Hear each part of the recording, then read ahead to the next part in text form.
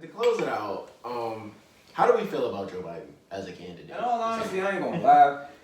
He's the best of a bad situation. That's kind of the way I look at it, just because it's like, for me, when I was going into this election process, I didn't vote for Bernie Sanders last time. I voted for Hillary Clinton because I didn't think Bernie Sanders would win, and I ain't gonna waste my time. So that was just the way that I thought of it last time. But now, after Trump won, in all honesty, it kind of opened up my mind to the possibility of anything's possible. Vote for whoever the hell you want to vote for, and make sure that you're actually expressing your views and your opinions on what should actually be going on in this country. So I ain't really want to vote for Joe Biden. I want to vote for Bernie Sanders again. For the first time, because I felt like the country needs a push to certain things. Not to say that everything he wanted to happen would have happened, but the country needs a push. And so that's why I say Joe is the best of a bad situation, because it's one of those things where you needed a solid name brand candidate in order to run against Trump, and that just didn't happen with other people. Joe is the biggest name has the best chance. Yeah, he's safe. He's Applebee's. Yes, absolutely. And Applebee's will be okay for you, but the biggest thing is he's the best of this bad situation where even within everything else that's going on, he's now, like Hillary before him, has been forced to acknowledge all of these other points within, progressive America. And that's why I say he's the best of a bad situation. Am I going to say he's the perfect president? Hell no. I don't want a fucking 80-year-old man running this country. That is like one of the biggest things that pisses me off. I don't think that we should keep promoting old dudes to the most powerful position in the nation. I honestly fear that the president will die before There's a reason why it's called vice president.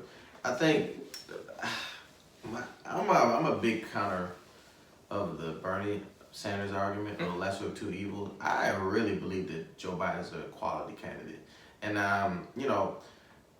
we're going to put age aside because both candidates are old as hell. Fair enough. So let's just put that to the side. But from a quality person and from a quality, been there, done that type of deal, I think we downplay the fact this man was the vice president for 8 years. We overlook it, yes. Before that, he was in the Senate doing a lot of committees. He has a hell of a resume. That 40-something years that Trump was making fun of. We kind of disrespecting this man sometimes a little bit about this man is kind of like he a career politician. He been there, done that. So it's not like some rookie coming in is just a change agent and is pushing Don't get me wrong, I like Bernie Sanders, and I think he speaks to a lot of us in this table right here and the young voters, but do I really think he was able to push for who really votes? Our parents. Yeah. My parents are still here. My parents need social services, and they need, retirement funds. I don't know if he was going to be able to go the distance with them. So, from a Joe Biden perspective, I think that he covers all bases. He covers the seniors. He covers us in a way. He covers low-class Americans. He covers middle-class Americans. Even some people that make some good money. Right. If you make less than $400K, I'm not about to be a slogan for him or a commercial for him, but, he covers a lot of the bases for us. So, I feel really good about Joe Biden. It's not a lesser of evils. I see a lot of people going around saying it's a lesser of two evils. It ain't a Hillary Clinton to me, bro.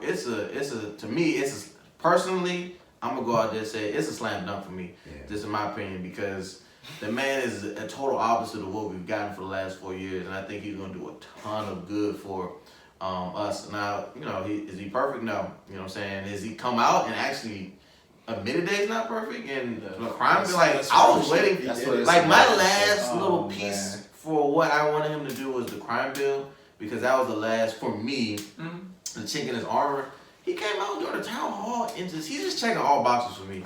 And I hope he's checking a lot of boxes for a lot of people that are listening and a lot of people out there that's going to vote. So I think it's a slam dunk for me. I ain't gonna lie, when Malik said that, I pictured Malik and Joe Biden doing the Dwayne Wade and LeBron James little alley-oop in Miami. Toss it up for Malik just go ahead and toss it up. $75, Joe. He tossed it up. And Joe just went ahead and slammed that down. Go ahead, Darian. What you think of? No, but I feel that.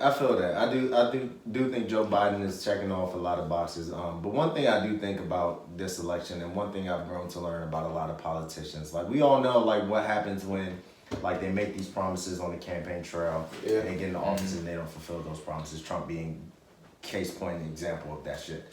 But one thing with Joe Biden is he's coming in as a reactive president to me, presidential candidate. A lot of the things, his main campaign stance is let's get Trump out of here, let's undo what he's done, I can do better than Trump. Like I can do a lot of things, like whatever. Like I can undo the damage he's done, bring back the soul of this country. I think he always says. So I think one thing to keep in mind with candidates like that, those candidates sound amazing given the 4 years of hell and the 4 years of craziness and division and racism and divisiveness that we've been through, like under Trump. But I think it's important to also, like, one thing that I want to tell all the voters out there, to not just like vote in the elections on November 3rd, but also hold him accountable. Yep. You know what I'm saying? Because at the end of the day, he is, like you said, a career politician. And one thing career politicians do, they get in office and they please their party, they please their side, they please their constituency, and they don't please the people who got them elected. They don't please necessarily the black vote, for example.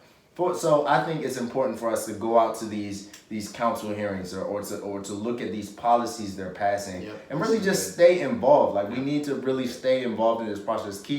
I think Diddy had a meeting with Charlamagne. He said keep our foot on their necks. Like, that's what we have to do. We can't take our foot off the gas. We can't just vote for somebody and expect things to get better, because like I said, Joe Biden's very reactive to what's going on. Like, this is a very much a grass is greener on the other side type situation to me. Not to say that Joe Biden, like, experience speaks volumes. This man had 8 years serving under Obama. 8 years, like, that is valuable experience. And Trump made fun of his, like I said before, he made fun of his 47 years. That is experience. That is way more experience than Trump has had, and it shows. You know what I'm saying? Trump, that's 43 years more than Trump had. Right. Political standpoint. Exactly, and he has some sense. And one thing I love about Joe Biden, not only you can count out the fact that he's experienced loss. He knows what pain feels like. He knows what hurt feels like. But I'm about to say he's a human. He has morality. He knows what both sides. He knows that he built his campaign on unifying the soul of this nation. And I think that's what's most important right now. Yeah. I mean, you guys pretty much know that. We hit it right on the nose. Yeah, I mean, I side with Malik. Well, I think Joe Biden is so I guess overrated that he's underrated now. It's like one of those people. Like what Dante said. He's like, you listen to him talk, and you know he's older. He's almost 80 years old, right? And you just sit there like, damn, 4 years of that. Like, I mean, God willing. You know, God willing, like, that's just tough, and I don't feel great about that. But what Malik said is right. Like, this guy is not even just being vice president, right? He's been a senator involved with important shit. Like Supreme Court Justice confirmation hearings, all types of different committees he's sat on, type of bills he's passed. Like, he's been doing some heavy. He's ran for president a few times before, like this. I mean, he didn't win, but he has all the experience in the world. If he was maybe 15 years younger, 10 years younger, he would be a slam dunk candidate, right? I mean, obviously the super left, super duper liberals like AOC, they're not gonna bang with him, right? Because he has skeletons in his closet. They'll do what they need to do. But damn it, like, he's willing to change and admit mistakes, right? Like, again, his platform, like, he took stuff from Bernie, he's taking stuff from AOC. I mean, he might like the new whatever the Green Deal is, but he has a version of that. He is he's adopting it, which is like, that man is just, like, he's not my ideal choice. But then realistically, I didn't really have ideal. Like, I voted for Bernie, but Bernie's like the same thing I can say about Joe Biden, I can say about Bernie, unfortunately. Yeah, so, same thing. Yeah. But I'm gonna vote for Joe Biden. I would be happy to do it. Like, he's fit for the job. Like, that right now is getting questioned. I had a small, like, well, not small. I had some doubt in my vote for, you know, I'm just saying. A lot of us did. But I don't have any doubt for Biden. Like, I feel extremely confident about the direction that he's going. I feel extremely confident in him. Yeah. From a morality standpoint, just being just stand up. He crushed the town hall yesterday. Like, he was just so calm. He just sounded like a leader. Like, and he did his political thing. When they asked him about court packing, him and Kamala Harris dodged that. You know, they do their politics shit. But like, he just talked like Malik said. He just talks like a leader. He just talks if you ask Donald Trump that same question, What do you mean? Right. What? Like, there's one way to, like, if you don't want to answer a question, there's a way to dodge it or to do it respectfully and do it politically in a debate. You don't have to answer every question for FYI. You don't have to answer every question that somebody asks you in a debate or in a town hall, whatever. You can, say your opinion about it and things like that. Because you don't want to you're damned if you do, damned if you don't sometimes in a way. So I'd rather be damned, in that way. Or I don't want to say anything crazy. So, like, he did it a very good way. Like, Trump had a good opportunity, in that debate about the Proud Boys to say, I don't know. Or he could have took the way of the court pack, and if you really felt the way of, like, if you really truly in his heart felt how, like, that he supports the Proud Boys or whatever he does, that's cool. That's on you, bro. That's it's not. I'm on him. Yeah. You could have politically been like, hey, man. You know what I'm saying?